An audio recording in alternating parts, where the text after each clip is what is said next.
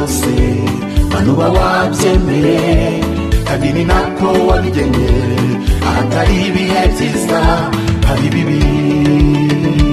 zahora nshima nubahe izina ryawe sinzabiterwa n'ibihe byiza cyangwa bibi kuko ibimbaho byose manuba wabyemeye ubuzima mbamo bwa buri munsi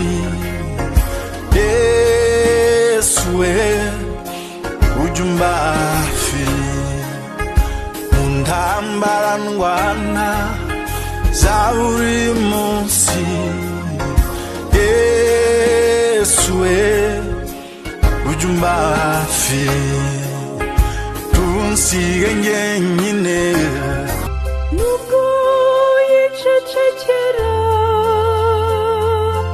isaha y'abayizi igihe cye kigeze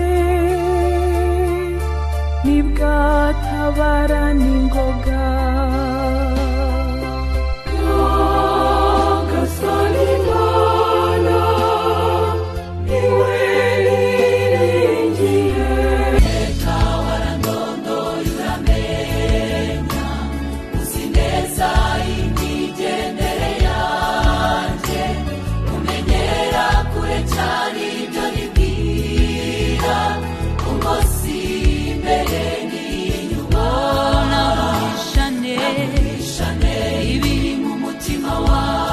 Bitwikure